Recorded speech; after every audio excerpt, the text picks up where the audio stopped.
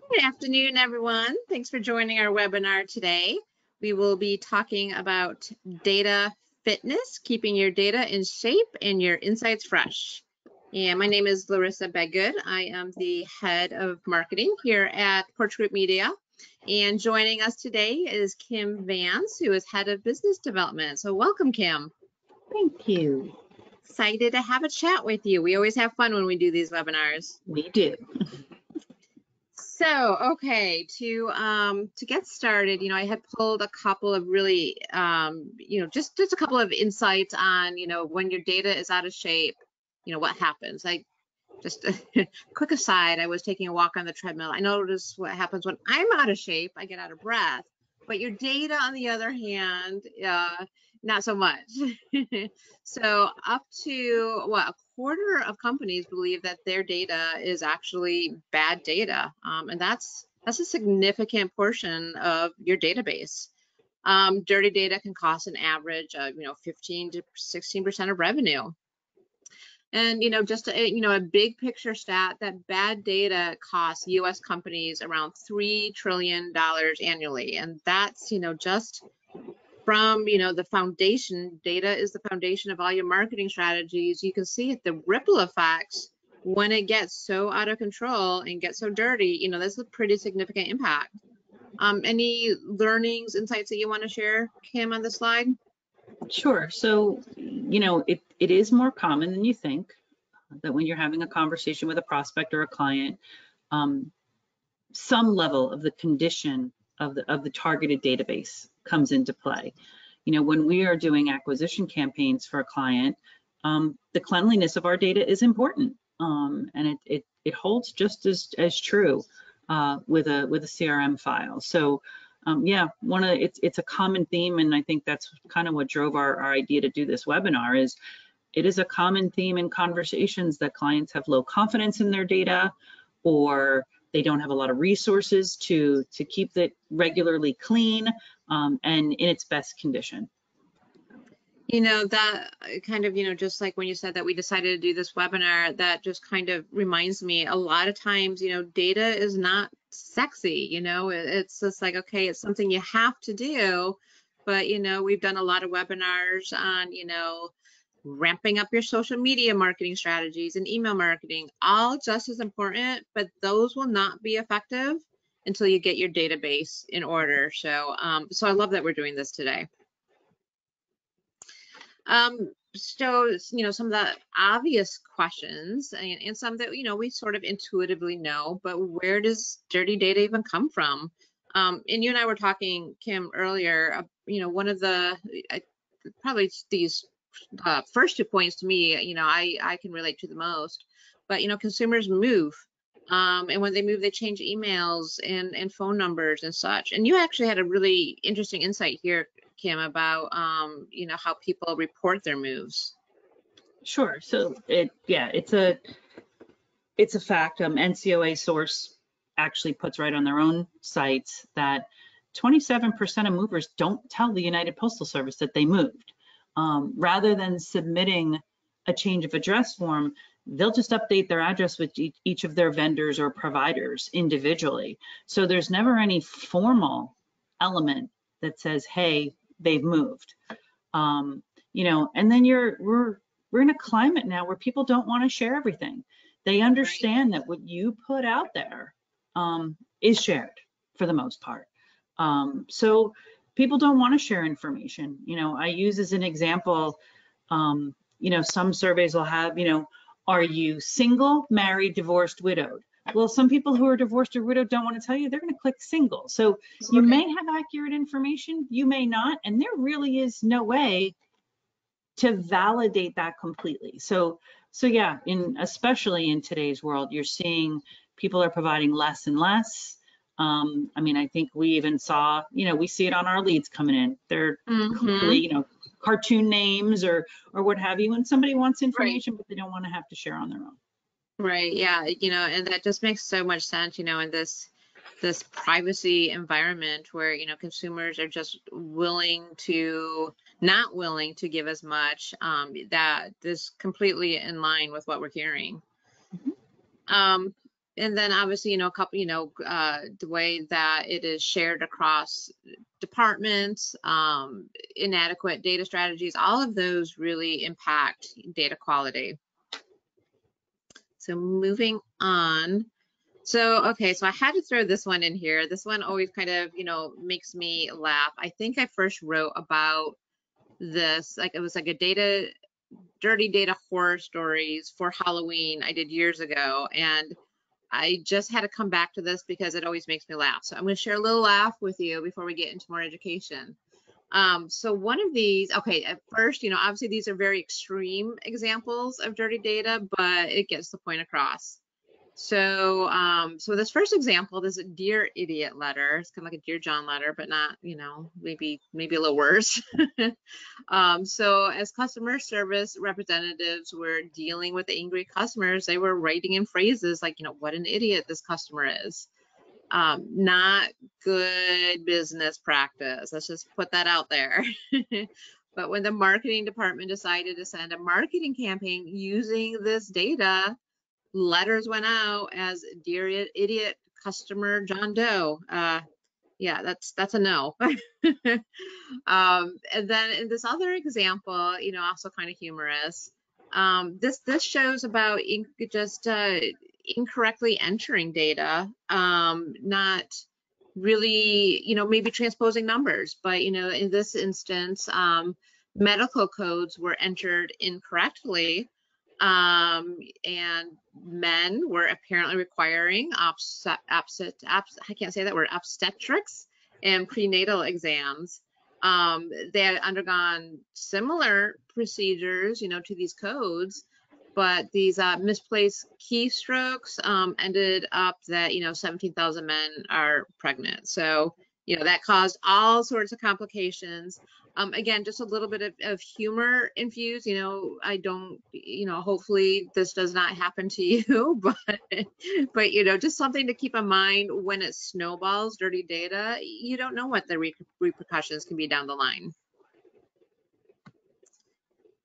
Okay, Kym, this is something that I equate with you. I love this concept of data boot camp. What is it? Sure. So Data Bootcamp is a name that kind of came out of a program we built for a client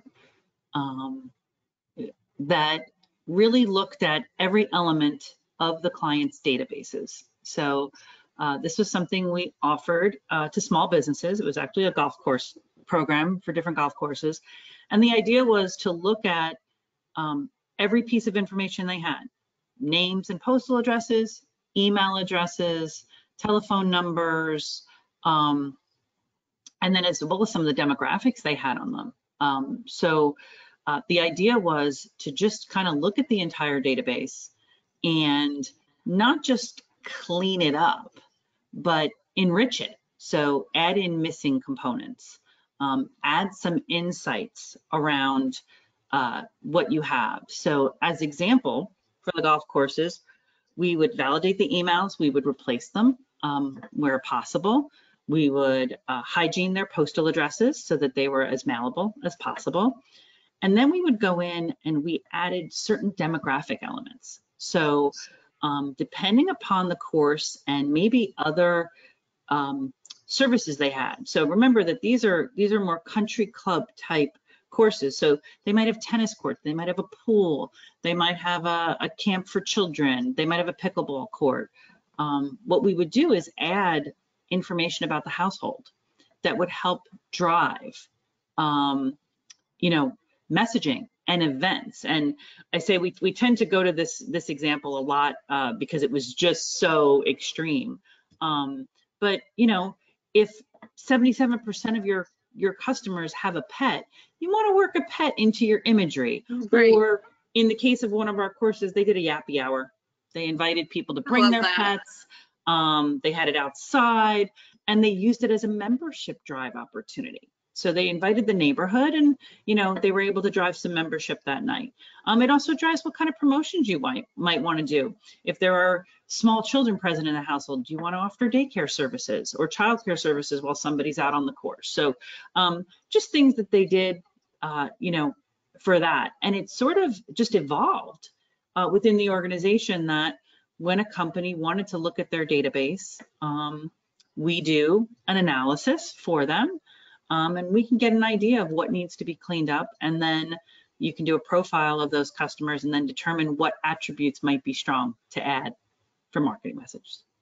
You know, you make a good point. I think that when a lot of people hear the term data hygiene, data cleaning, you know, there's this whole other component of, you know, getting your database in order, and that's that data enrichment. And I know we're going to talk about that a little bit later, but it's not just, you know, getting that foundation right. It's adding additional insight. So, you know, at the end of the day, you have a really strong database with the correct information, but also additional information. So yeah, I like that you brought that up, because I think that's something important to remember when you're doing a data management cleanup project.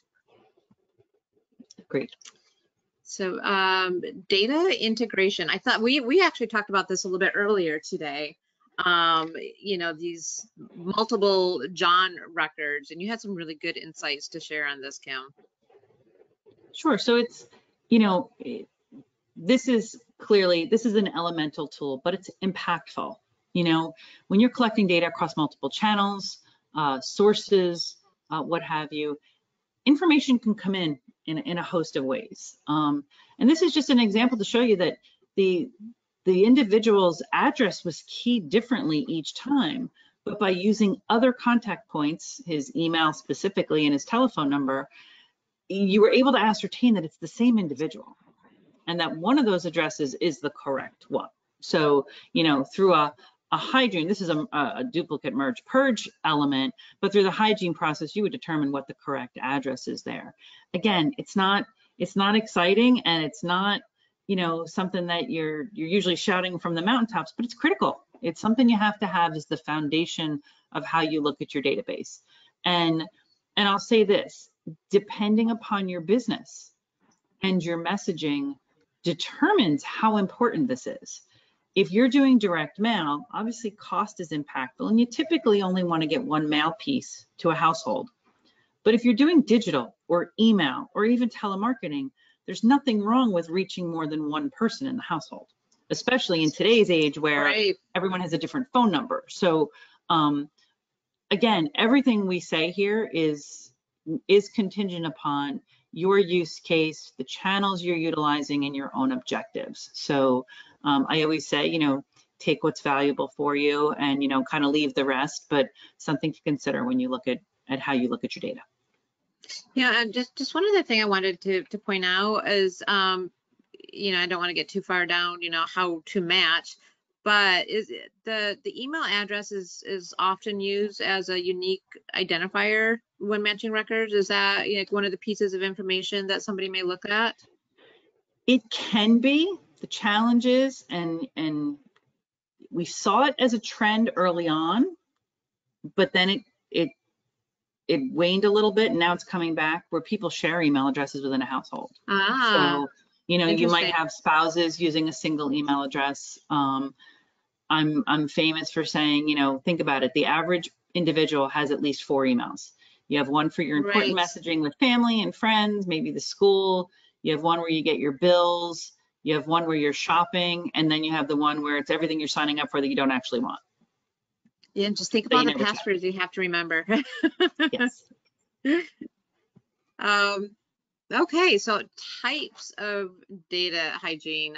You know, we kind of talked about how dirty data gets, but, you know, and this stat shows that on average, 20% of database records contain contact data with data quality issues. And here we show, you know, numerous types of data hygiene that, you know, Kym's going to just kind of touch on, but there's a lot of different processes, it looks like, Kym. There are. So again, depending upon your use case and what you're collecting, kind of take you through a little bit here of the different things you could do. You know, email validation is checking the deliverability of the email, the successful deliverability. A postal append is typically where you're adding elements to your file. You're going to do your NCOA, your PCOA, your CAS certification for direct mail. Phone validation is comparing them against tested files. Email append, obviously adding in emails to where you're either missing a record or your record is now an invalid as proven by validation. I will say this, you don't want to append just any email. You want to make sure that you are appending an opt-in, a third-party opt-in to add it to the database because the consumer did not give you that address specifically. You can add in any missing contact points. There's always the do not call. If you're doing telemarketing, if you are doing SMS messaging, if you are doing mobile calling, you need to run through do not call. It is critical, and it needs to be done on a regular basis. ID graphs are popular. That's where companies take every piece of data that is available on a consumer and they keep it all. And they use it to watch how a consumer moves through life. Are they moving? How is their individual activity changing? Is their income changing? Is the type of house they live in changing? Is the makeup of their household changing? So again, these are all something that you do over time. If you do it only once every 10 years, every 5 years, it's an expensive undertaking. Hygiene is a long-term investment. Depending upon the size of your file, how often you are communicating with it, again, what your primary channel objectives are, this is something you want to look at on a seasonal basis. At minimum, you should probably doing it once a year. If you're actively marketing to them, more frequently. You could set something up, new to file every month, check those. You might do a full scrub, quarterly or twice a year. But again, it's really something you want to look at continually so that it always stays in its best shape. And is the 1, 2, 3, like 7, these types of data hygiene, are these pretty typical among, other vendors in the space? I know this is something we provide, but is that kind of like a standard menu of services that are offered? Sure. Some providers will do some will do all, like we do. Again, any provider you use should be doing a consultation that looks at the history of how your database was developed, that looks at how you utilize it, and then can recommend, which of these should be done and on what cadence, based upon how your file turns over, how people move in and out of your database. So each one is a bit custom. I mean, every one of these individually is a pretty standard process, but when you put them together in a priority or a timing, that is custom to your world.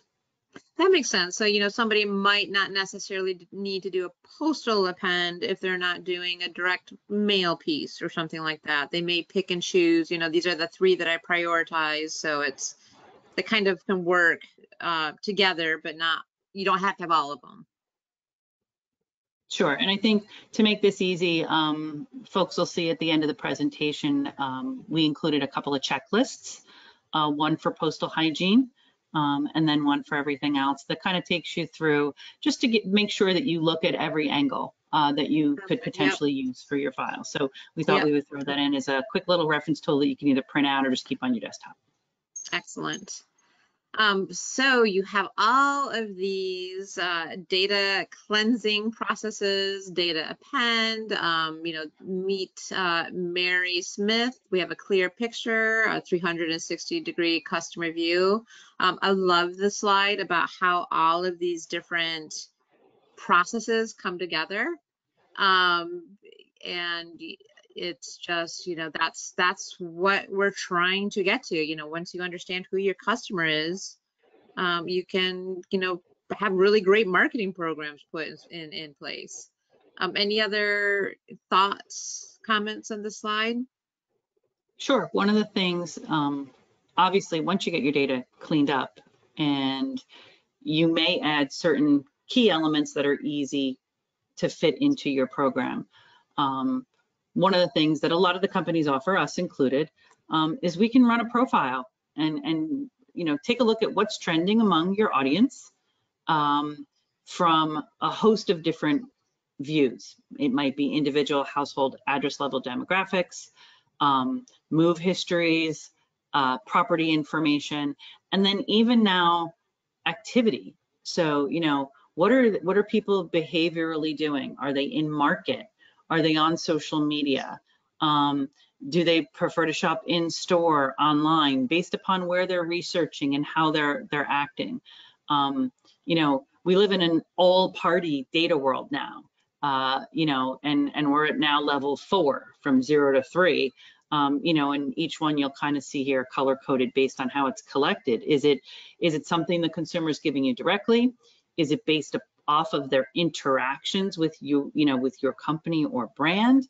Or is it something you overlay, you know, to gain additional insights? But to give you a truly full view, you know, it really comes down to, doesn't matter how great of a marketing program you have, if it's not reaching the right people at the right place at the right time, it's not going to be successful. Yep, that is key for sure. And we kind of already said that, but this really sums it up. It's, you know, reaching the right people, the right channels. What is the other right? The right time. The right timing and the right message. Yeah. So yeah. So I'll put this offer out here. You know, as our thank you for attending the webinar, if you have a file and you would like an analysis of what it might need from both a hygiene and potentially an enrichment resource, you know, you can either drop your name in the chat or shoot an email over afterwards. Larisa will put something out. We will offer that complimentary to you. You know, we'll connect you with somebody in our team, execute a quick NDA, because obviously we don't want to touch data without protections. And we will offer you a free analysis and guidance on what we think could work, you know, whether you do it with us or somebody else, but we are happy to do that as part of this. I think it will be kind of surprising, you know, for, you know, those who do take advantage of this, but when I've looked at some of the profile reports or, you know, the analysis that we have run, I was like, wow, that's very insightful. Just, you know, I wouldn't have thought, you know, certain things that I've gleaned from those reports. It's like, that's a lot of email addresses that just have, you know, syntax errors, you know, and make them undeliverable. So it's very interesting, you know, when you kind of like glance through it to see, you know, just kind of a quick health check on what your database looks like. And I know we mentioned some of these checklists. Checklist. Mm-hmm. Yep. So we have a couple of checklists at the I think the next 2 slides actually. So we have this postal hygiene, you know, checklist, just things to consider when you're, you know, looking at maybe postal hygiene. And we will send this to you. Feel free to shoot me an email. Kristen, if you're on, could you throw that in the chat? Otherwise, you'll get the recording tomorrow, and just let me know and I can send that to you. We also have this merge purge checklist, you know, and again, as Kym mentioned, you may not need all of these, but it's just good to have an idea of what's even available. I mean, I think that's, you know, the power is like, you don't know what you don't know. So just like, oh, that's a thing, you know, check it out. It may be something that is relevant for your brand. And I think, Kym, we are ready for some questions. Okay. And we did get actually a couple questions that came in. So if you have not had a chance to, go ahead and enter those. So the first question is, and you touched on this a little bit, Kym, but if you could just kind of reiterate, how often should you clean your database? Well, I would say obviously no less than once a year, but depending upon how much your file grows and ebbs and flows, you know, how much you lose, how much you gain every month. It could be as frequently as real time. Right. You know, some large brands, large retailers who are taking thousands of records in and out daily, they're going to want to do, you know, almost real time elements. Monthly and quarterly are probably our most common. I would say no less than twice or once a year for smaller files who maybe aren't communicating with them as regularly. Right. So actually, that's actually a good segue into our next question. We don't really have a team to manage our data. It's in different databases. Do you have a solution to, you know, get all those databases to talk to each other and you know, form some semblance of them? Sure. So, well, we have a policy. We don't make these webinars salesy, but we do offer a customer data platform, a CDP, if you will, where you can collect data from multiple sources. All of the things you learned about today are included in the services around that. And then it allows you to enrich them and create marketing programs across channels right in the same system. Again, we're not the only ones who do it, but if you have an interest in that, we would love to talk to you. So, definitely drop us a line or put your information in the chat and we'll have somebody reach out to you. Great. Yes. That's all the questions. I did have a nice comment I wanted to share with you, Kym. Very nice work, very informative. Thank you all. This person needed to head to the next call, so always good to share a nice little kudo. So, Thank you. And no other questions. If you have questions that you think of afterwards, absolutely drop us a line. You probably already have my contact information with the many webinar invites I sent you. I will also send you recording tomorrow, so just respond to that email. You like a copy of the deck, a copy of the checklist, let me know. And also just a couple of quick other updates. Let me find my upcoming webinar list. So we do have some new webinars scheduled. We will be doing a email marketing one. I believe that's scheduled for October 5th. We have something on Gen Z marketing coming up as well in October. And I think we have a furniture webinar. If we have any furniture retailers on with us today, specific vertical webinar for that. And also if you have any suggestions, say you're in a certain vertical and you'd like to know how we work with that vertical, let me know. We can, potentially put together a half-hour webinar. Kym and I like to chat, so drop me a line. And with that, any other comments from you, Kym? Nope, but just, again, something that has to be done. It's one of those to-do list items, but it can have very valuable results. Absolutely. Well, thank you. It was great talking to you as always. Hope to see you all on a future webinar. Have a great rest of your afternoon. Thank you all. Thank you, guys.